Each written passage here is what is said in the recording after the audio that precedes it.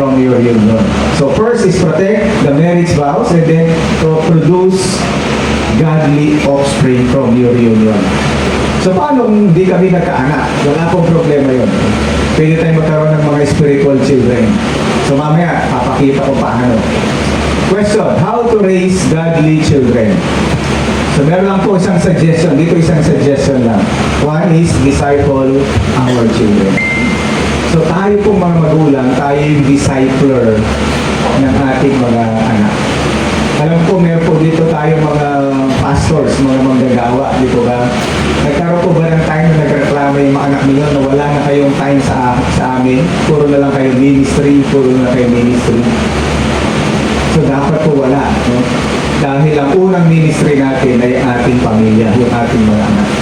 Kaya hindi sa dapat mag-contradict, no, sa ministry yung pag-raise ng godly children because we should be the one discipling our children. Bakit kailangan natin sila i-disciple?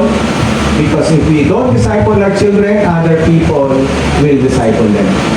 Kaya yung ibang tao, yung ibang anak ng pastor, napapariwara din dahil wala nang time yung mga magulang.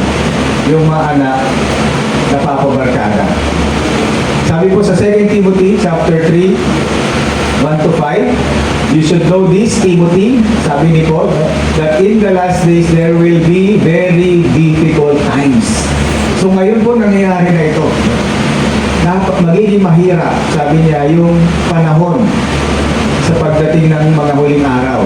Verse 2, for people will love only themselves and their money, they will be boastful and proud, scoffing at God, disobedient to their parents, and ungrateful, they will consider nothing sacred. So dati yung mga time yung mga bata, no? Lalo na ngayon with the advent of AI, with the advent of social media, iba na po yung natuturo sa mga anak natin, hindi na yung magulang. Social media na, technology na. Yung kung gadget ngayon, yun yung ginagamit na pang babysitter sa mga anak. Napakatahimik ng anak, nasa sulok. Bakit? Nagsa-social media. Kaya darating talaga yung panahon, magiging mahirap ng i-disciple yung mga anak natin dahil hindi natin nagagawa yung ating responsibilidad. Tuloy po natin yung verse. Sabi niya sa verse 3, they will be unloving and unforgiving, they will slander others and have no self-control, they will be cruel and hate what is good, they will betray their friends, be reckless, be puffed up with pride and love pleasures rather than God. And they will act religious, but they will reject the power that could make them godly. So parang kala ko godly pa rin sila dahil nagsisimba pa rin. But pero sabi niya, they reject the power that could make them godly.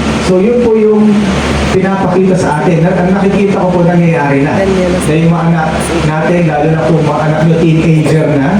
Meron po ba dito teenager na yung anak nyo? Hindi po ba iba yung mga teenager ngayon kaysa nung tayo yung mga teenager ng panahon natin?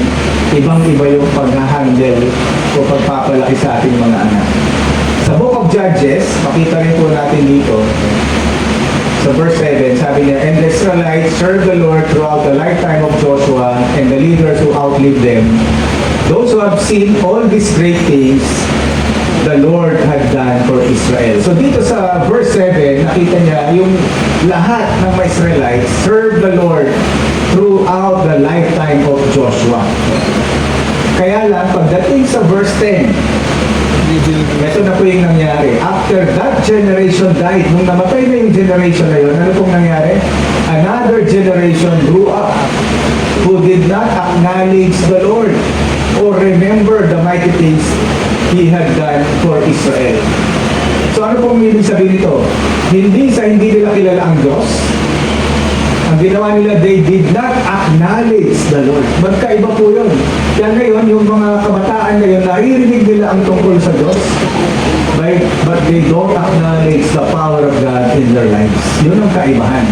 Kaya, yun ang pangalawang mission natin. Ano po yung mission natin? To produce godly offspring. Paano? Disciple our children. Importante po yun. So how do we disciple our children? Meron po isang book na pwede niyong basahin. yung sinulat po na ni Dr. Peter Tanchi, yung book po about Motivate. No? Ito yung Raising Children for Lasting Impact. So ano po yung mga acronym ng Motivate? Nandiyan yung modeling, open communication, time, intimacy, vision, affirmation, teach and train, and entrust to God. So makakatulong po ito. So meron lang po akong ipapakita sa inyo ng isang article na nakasulat, How to Destroy the Next Generation. Nabasa niyo po ba ito? How to Destroy the Next Generation. Grabe itong article na ito. So ito po, merong tinatawag na Dark Kingdom. There was once a dark and ancient spirit. He ruled a nefarious or dark kingdom as the Dark Lord. Puro dark ito. The Dark Lord called a secret meeting with his chief demons who are tempters of souls and architects of ruin to lay out a demonic scheme. Ang kanilang plano is how to destroy the next generation without them even knowing it. Parang din ito. Hindi mo alam na nasisira na pala yung next generation na hindi natin namamalayan. So this destructive master plan outlines 7 major strategies. Ito po yung 7 major strategies. No? Pahapyaw lang kasi wala na tayong time. Sabi po niya dito, una, sabi niya, make pleasure the highest goal. So, hahayaan mo yung mga kabataan ngayon, no? Sila ay puro entertainment, feed them with entertainment and endless content. Ngayon, kahit anong information sa Google, kaya mo na makuha. So, sabi niya, endless content, including movies, music, memes, and games. Endless scrolling. Nakikita niyo ba sa ibang isa, sa asawa niyo siguro, nakikita niya. No? Pag nagpapahinga na siya, scroll na siya ng scroll. Kasi nakalimutan na niya magluto. Kasi sa sobrang nakaka-addict eh. Pag sinimulan mo, sunod-sunod. So not all of it evil. So hindi lahat yun parang masama, pero nakakabawas ng oras, no? So just enough to keep them distracted. So yung goal, ma-distract. Puro pleasure ang isipin. Pangalawa, sabi niya, destroy the idea of absolute truth. So ibig sabihin, walang absolute truth. Promote the idea that the Bible is outdated, oppressive, or simply irrelevant. Hindi na relevant ang Bible ngayon.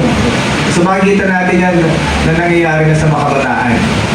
So hindi ko na di-discuss, picturean nyo na lang po. No? Number 3, redefine identity.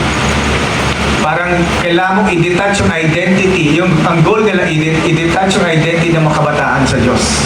So parang inaalis na sa eksena ang Diyos. So encourage them to build their identity on shaky ground. Sa ano yun? Sa paanong paraan? Yung itsura, yung mga bata ngayon talaga nagpapaganda, na-influenced by the Korean look, mga gano'n, ang puputi, mga gano'n, no? Tapos, yung sexuality, popularity, political affiliation, achievements, or trauma. So, ito yung goal. Baguhin mo yung identity ng mga kabataan. Alisin mo ang Diyos sa buhay nila. Ang apat na strategy nila, normalize busyness and burnout. Gawin mo busy yung mga tao. O kaya sa sobrang busyness nila, mababurnout na nila. Sa ministry, nangyayari din po ito. Sa sobrang ministry natin, nababurnout na tayo. Number 5, hijack their heroes. No? So ano ibig niya sabihin dito?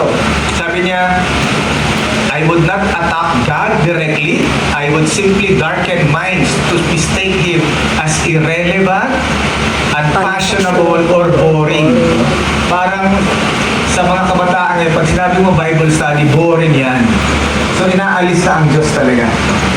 Kaya sabi niya dito, I would then elevate influencers, so celebrities. So yung mga sisikat, yung mga kaya yung mga sikat na yung Korean novela, K-pop, P-pop, kung ano-anong pop. Yan po yung mga sumisikat sa mga kabataan. Na-witness ko po ito, no? Sa isang concert. Alas 5 pa ng hapon yung concert. Yung mga kabataan, alas 5 ng umaga nakapila na dun sa Philippine Arena.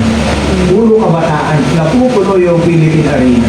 Sabi ito? Saan nanggagaling ang kabataan ito? Bakit hindi namin ito mawin para kay Jesus? So nakakalungkot lang po na nagtatagumpay yung strategy ng kaaway. Number 6, break the family. So yun yung kaya gusto natin i-recommit yung marriages natin. Kasi isa sa mga inaatake ng kaaway yung family. Kaya sabi niya, divide the parents, promote divorce. Kung ano yung ayaw ng Diyos, yun yung plano nitong secret o quiet war na ito. And number 7, trivialize sin as normal and righteousness as radical. Wow! Parang sinasabi niya na normal lang yung kasalanan. Okay lang yan. No? Pag yung gumagawa ka ng kabutihan, radical yan. Hindi yan dapat ginagawa. So yun yung mga estratehiya, no, na ginagawa ng kaaway. Sabi na, call evil good and good evil. Yun yung kanyang strategy. So ano yung naging resulta nito? One by one, the children forgot who they were and what they are living for. Yun ang nakalimutan. Ano ba yung purpose ng mga kabataan ngayon? Their identity and purpose were smashed. They were entertained but empty, fed but starved, seen by everyone but lonely within themselves. So kahit na nag-enjoy sila ginagawa nila, feeling nila empty pa rin. Bakit? Kulang si Jesus sa buhay nila. Alam niyo po kung ano yung source dito itong article na ito? ChatGPT. Ang ginawa po ni Reverend Edmund Chan, no? Di po ba kaya natin magpagawa ng article, any article from ChatGPT? Sabi niya, sinulat niya sa ChatGPT, if you were the devil, how would you destroy young minds without them knowing it? So even ChatGPT knows, kasi siya yung nagsulat dito, yung ChatGPT. And the question is, kung alam ni ChatGPT kung ano yung makaka-destroy sa mga kabataan yan, tayo ba alam natin? Yun ang malungkot. Hindi rin natin alam kung paano unti-unting sinisira ng kaaway yung ating mga kabataan.